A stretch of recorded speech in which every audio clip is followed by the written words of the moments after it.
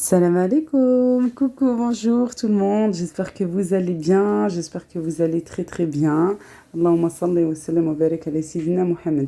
J'espère que vous vous portez à merveille et bien entendu à l'approche de l'Aïd, du Eid, Inch'Allah, Allah yadkhalikum as-sahha wa salam wa tul umr. Wa Eid Mubarak Saïd pour tout le monde, Inch'Allah.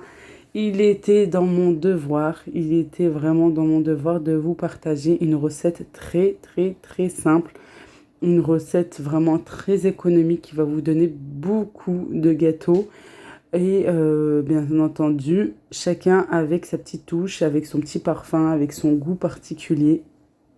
Il était vraiment euh, voilà, c'est vrai que je sais pas vous, on a l'habitude pour l'Aïd el-Adha, l'Aïd du mouton, l'Aïd Saïr, de faire pas trop de gâteaux, ou des fois même pas. Et je prends cette habitude de plus en plus pour montrer à mes enfants en fait. Voilà, il faut marquer le coup, c'est obligatoire, vraiment c'est obligatoire. Regardez, ils sont bien sablés et ceux à la confiture, regardez, la confiture ne coule pas. Elle reste bien à sa place et je vous montre comment parce que j'ai rajouté une petite touche supplémentaire à ces gâteaux-là, à tous ceux qui ont de la confiture. Regardez, la confiture reste telle qu'elle et elle ne bouge pas, vraiment pas, et en plus elle est encore plus brillante. C'est parti pour les ingrédients et les étapes de la recette. Bien entendu, gâteaux maghrébins, gâteaux orientaux, je suis dans l'obligation de les faire à la main. Maintenant, voilà, vous me connaissez, hein, avec le ramadan, avec l'Aïd du ramadan. Vous savez que moi, je les fais à la main. Toujours, toujours dans ma qasriya, dans un grand plat pour avoir de l'espace. Ici, j'ai 250 grammes de beurre bien, bien mou. Alors, moi, ce qui s'est passé, j'avais un petit peu de margarine, un petit peu de beurre. Il n'était vraiment pas possible de sortir parce qu'il était tôt et j'avais les enfants. Et alors j'ai décidé de mettre moite-moite. On essaye toujours de trouver une solution. Alors c'est où vous allez mettre que du beurre et ça va donner vraiment un meilleur goût et ça sera meilleur, ça c'est vrai. Comme je vous dis tout le temps, je suis tout le temps transparente avec vous. Et moi c'est ce que, voilà, c'est comme ça que je trouve. Après on fait aussi avec, je dirais, nos moyens. Et quand il faut dépanner, ben on dépanne. Et il y en a qui vont mettre que de la margarine. C'est possible aussi. J'ai mis un verre de sucre, 150 grammes de sucre et le même verre, sucre en poudre, et le même verre en sucre glace. Honnêtement, je ne sais plus combien, mais je vous le mettrai en barre d'infos. Juste dès que j'ai fini là ma voix off, je vais peser, comme ça je vous le mettrai en barre d'infos. Et pareil, je sais plus, il manquait le grammage pour la semoule fine pour le barré, il me semble, pour les crêpes mille trous. Je vous le rajouterai aussi. Je me rappelle plus, des fois je fais comme ça et je le mets en fait dans un coin de ma tête et j'oublie, je devrais noter.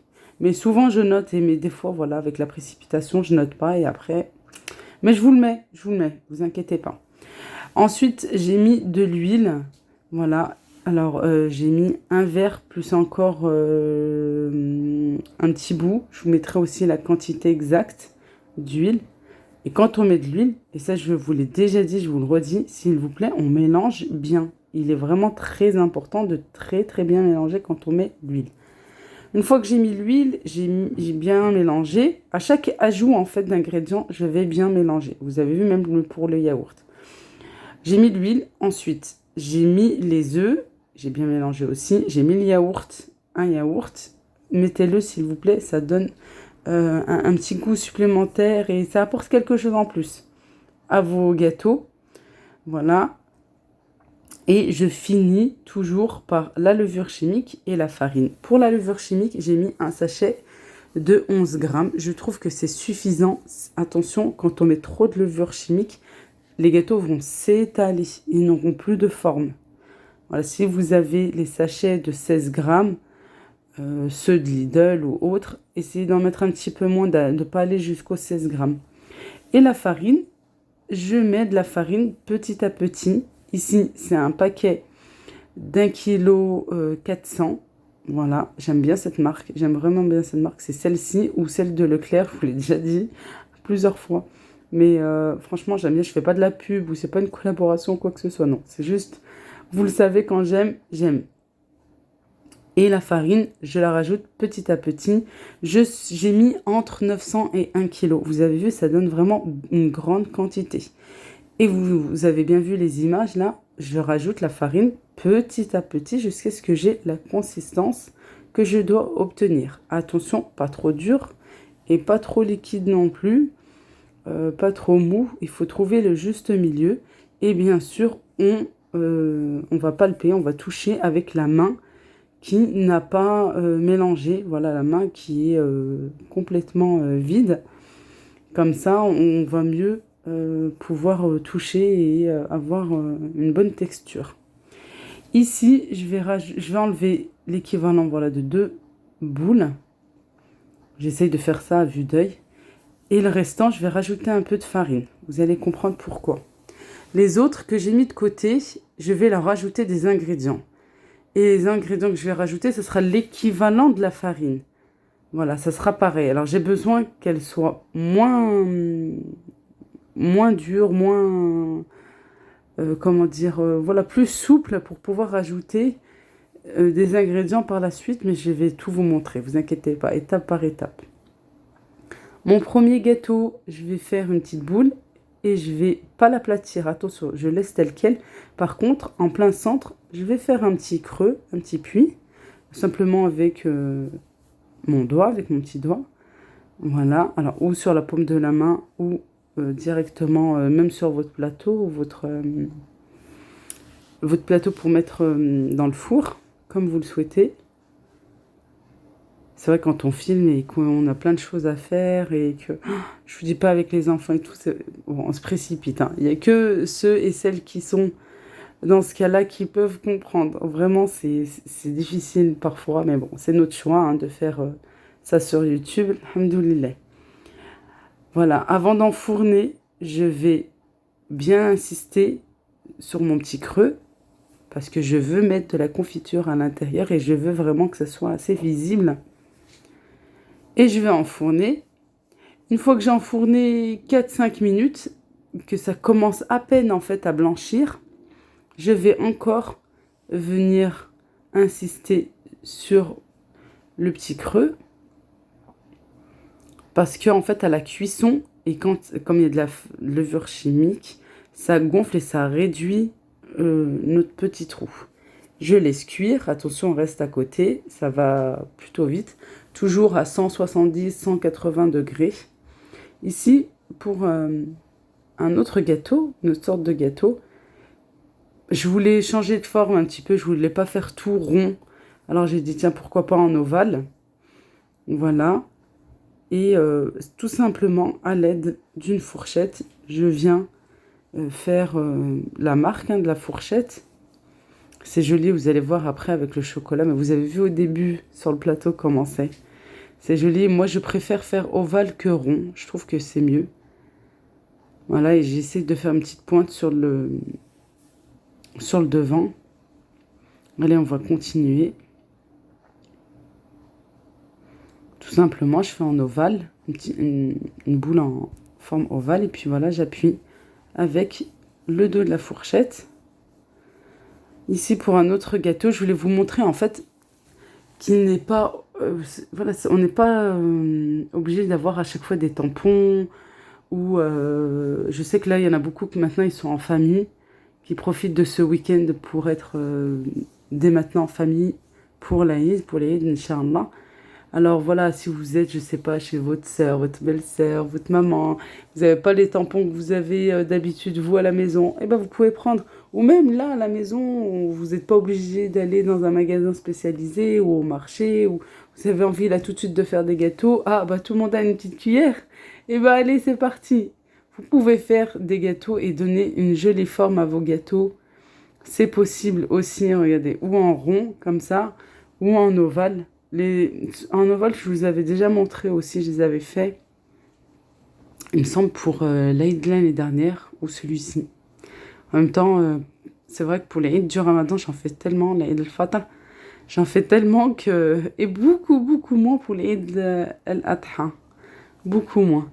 Allez, je voulais juste vous montrer en fait que c'est possible. C'est possible bien sûr avec une cuillère. Je vous avais montré aussi que c'était possible avec le dos d'un verre. Vous savez, quand on a des verres en relief, c'est possible aussi. Et dans un petit instant, je vais vous montrer aussi avec un couteau qu'on peut donner une jolie forme. Oui, c'est possible. J'ai formé des boules avec le reste de pâte. Ici, j'ai des cacahuètes, des arachides émondées, blanches, c'est-à-dire sans peau, et blanches. Normalement, pour ce gâteau, il faut des cacahuètes avec la peau. Moi, je les ai comme ça, sans peau. En plus, elles étaient déjà concassées, alors pour moi, ça m'a facilité. Et je me suis dit, bah tiens, pourquoi pas, pour donner une jolie coloration et que ça soit un petit peu caramélisé, pourquoi pas mettre de la cassonade que mettre du sucre blanc. C'est possible de mettre du sucre blanc aussi, mais la cassonade, c'est vrai, tient mieux. Mais vous pouvez mettre du sucre blanc. J'ai bien mélangé. Et là, maintenant, j'ai pris un blanc d'œuf. Voilà, je vais mettre juste sur une face du gâteau et pas complètement. Vous avez vu, uniquement sur une face, le blanc d'œuf et ensuite le mélange de cacahuètes avec la cassonade. Et pareil, je vais faire un petit trou. Alors cela, c'est l'un de mes gâteaux préférés, vraiment, depuis toute petite. Je dis l'un de mes gâteaux parce que c'est vrai que, gourmande comme je suis, il y en a tellement. Ils sont bons. Pas vrai, ils sont bons. Allez, on continue comme ça. On met dans l'œuf. Si toutefois le gâteau est pas bien formé, parce que c'est vrai qu'on va vite, on redonne un petit coup. Voilà, bien rond. On met juste sur une face dans l'œuf, dans le blanc d'œuf, pardon. Et ensuite dans le mélange de cacahuètes et sucre. Et je répète, normalement, il ne faut pas mettre de sucre. Normalement, il faut juste que les cacahuètes soient avec la peau. Voilà, vous les mixez avec la peau. Moi, j'avais pas. Je fais avec ce que j'ai. Et vous pouvez aussi, pour l'Eid le Eid du Ramadan, l'Eid al-Fitr, j'avais fait avec exactement la même chose, mais avec des amandes effilées. Oui, vous allez les casser comme ça avec le bout des doigts et puis vous allez faire la même chose. C'est possible. Vous n'êtes pas obligé d'avoir des cacahuètes. Si vous avez des amandes effilées, vous pouvez. Mais moi, je les concasse comme ça juste avec le bout des doigts parce que sinon, c'est assez grand et ça sort de partout. Ici, je prends la pâte que j'avais retirée, que j'avais mise sur l'assiette. J'en prends juste une. Et je mets l'équivalent de 2 à 3 cuillères de noix de coco râpée. Je viens bien mélanger. Je ferme des boules. Et dans mon assiette ici, j'ai de la noix de coco et je rajoute du sucre. Cette fois-ci, juste du sucre blanc. Alors ça, je vous dis, celui-ci aussi. Celui-ci aussi, pour dire, hein, les choses simples sont les meilleures, vraiment. On n'a pas besoin de faire des gâteaux hyper voilà, sophistiqués et tout, de les garnir, de les farcir. On peut faire des petits gâteaux, ça peut être sympa. Regardez, tout à l'heure je vous en ai parlé. Avec un couteau, attention, on va pas non plus aller jusqu'au bout. Surtout, moi, celui-ci coupe bien. Et on va faire un petit grillage, on va dire. Voilà. Et je viens plonger juste le dessus sur le mélange de la noix de coco et sucre. Voilà. Pour ceux qui n'ont pas de tampon, c'est tout à fait possible. Moi, j'aime trop utiliser ce tampon. C'est le tampon en fait pour faire les frites. Par contre, attention, il faut de la farine. Voilà, il va falloir mettre de la farine. Moi, je tapote un petit peu pour enlever l'excédent. Et ensuite, voilà, je marque avec le tampon. Regardez. On arrange un petit peu et on pose sur notre plaque. Je me suis dit, il reste du blanc d'œuf. Pourquoi le jeter? Pourquoi je ne l'utiliserai pas? Comme ça va encore plus fixer le le mélange noix de coco et sucre. Et puis voilà, c'est ce que j'ai fait. Attention, on ne les aplatit pas, ces gâteaux. On les laisse tels quels parce que regardez, avec le tampon, ça va les aplatir. Sinon, vous faites avec le couteau. C'est possible aussi. Vous allez avoir un joli quadrillage. C'est joli. 5e et dernière pâte. Je l'étale un petit peu, vous avez vu. Du centre jusqu'au bord. Et je rajoute l'équivalent d'une cuillère à soupe de cacao non sucré. Par contre, là, je vais bien mélanger. On va essayer de ne pas pétrir parce qu'il ne faut pas pétrir une pâte à gâteau. Il faut simplement la mélanger, la rassembler. Si vous la faites au robot, je vous conseille de ne pas prendre le crochet. Par contre, de prendre la feuille. C'est mieux si vous la faites au robot. J'ai trouvé que j'en avais mis un petit peu plus parce que j'avais moins de pâte. J'en avais piqué un petit peu pour ajouter les derniers gâteaux là que vous avez vus.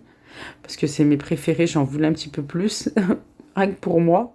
Oui, malgré mon rééquilibrage alimentaire. Ah là là. C'est une histoire là. Ça cette semaine là, il y a eu du craquage. Hein. Mais on en reparlera, Inch'Allah. On va laisser l'Aïd. On va essayer de se rattraper. On va essayer, on verra. Hein.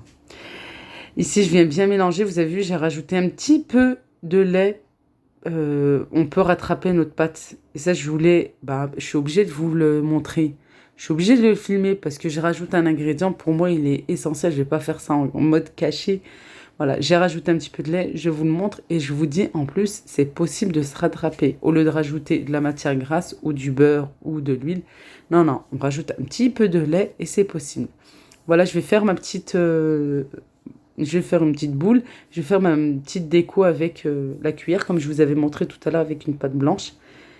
Et je me suis dit, tiens, pourquoi pas, avec le dernier gâteau, faire comme ceci. C'est joli aussi. Voilà, vous allez voir qu'ils n'ont pas tous la même forme parce que mon mari est venu m'aider. Et je devais m'occuper de bébé. Et voilà, vous voyez, ils n'ont pas tous la même forme. Bon, le plus important, c'est qu'il m'ait aidé. Alors, on va pas se plaindre. Non, on va pas se plaindre. Voilà, ça c'était... Maintenant, quelques heures ont passé. C'est plutôt en fin de journée, même en soirée, début de soirée. J'ai pris du caramel. J'avais encore du caramel, vous savez,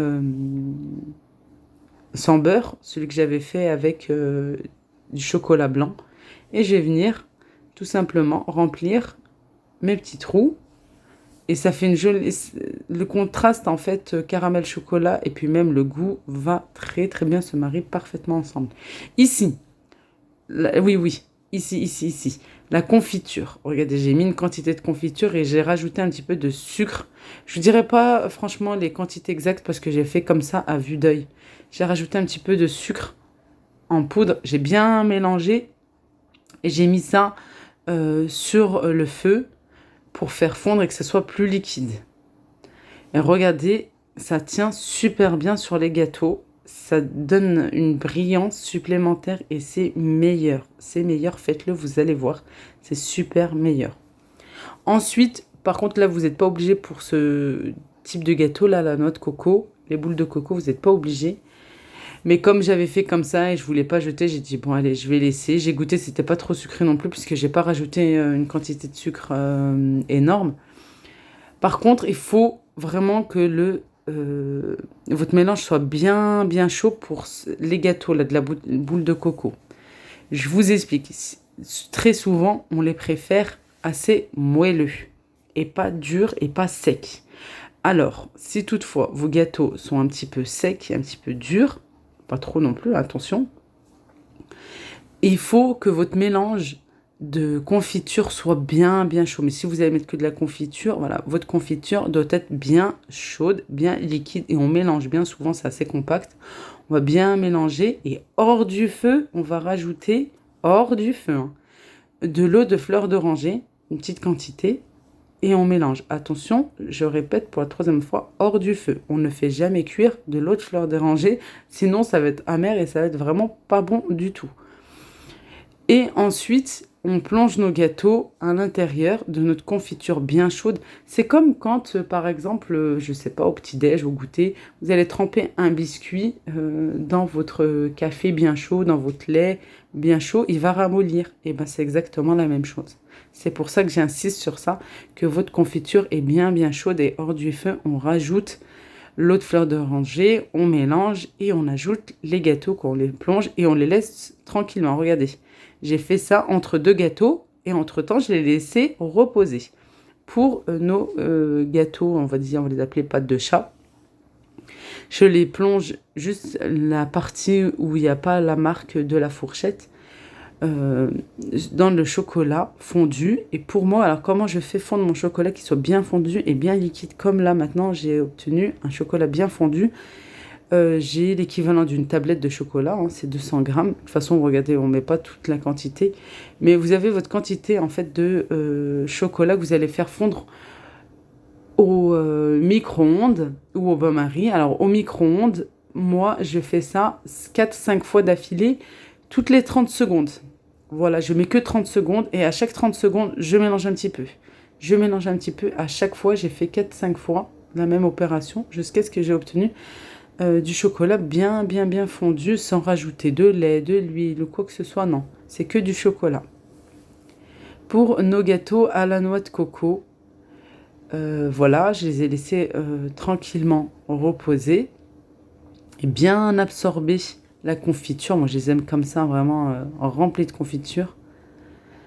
Et on va tout simplement les enrouler dans la noix de coco. Alors, au début, j'ai fait comme ça. Au bout d'un moment, j'en ai eu marre.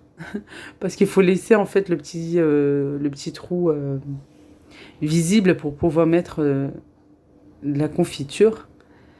Et au final, voilà, il commençait à se faire tard et j'avais encore les enfants avec moi. Ils ne voulaient pas dormir tant que j'avais pas terminé. Alors j'ai pris gâteau par gâteau et je les ai vite enroulés. Et ça allait bien parce qu'au final, regardez, on prend de la confiture, il nous reste toujours de la confiture et on vient remplir les petits trous. Voilà, pour que ça soit bien visible. Et voilà, on arrive à la fin. Regardez-moi ce joli plateau et franchement, ça donne une bonne quantité. Il m'en reste encore. Là, c'est la quantité que je vais emmener chez ma maman, Inch'Allah, le jour du Eid. Je vais faire un joli plateau. Ça, c'est vraiment pour moi, voilà, c'est de mon devoir et c'est même une obligation, quoi, d'être en famille et de ramener mes gâteaux. C'est obligé, oui, c'est obligé, Inch'Allah, pour les déguster en famille et autour d'une bonne table avec un thé à la menthe. Ah oui, une nana. Une nana. Regardez-moi ça, c'est joli. Ils ont tous leurs petites touches avec leur petit goût. Et c'est ça qui est bien. Avec une pâte, on a pu faire plusieurs sortes de gâteaux. Alors, à chaque fois, ça m'a donné environ... non, c'est pas environ, 25 gâteaux pour chaque sorte. J'ai dit environ parce qu'à part pour celui-ci, là, avec la noix de coco, pas sur la confiture, les premiers, ceux-là, j'ai voulu en faire un petit peu plus parce que oui, c'est vraiment ce que je préfère. Regardez la confiture, elle ne coule pas, elle reste à l'intérieur, regardez. C'est ça qui est bien, faites-le, vous allez voir, vous allez vraiment bien apprécier. Et voilà, la vidéo arrive à sa fin, j'espère que j'ai pu vous aider avec mes petites astuces. Je vous aime très fort, prenez bien soin de vous, à très vite, Inch'Allah. Mouah.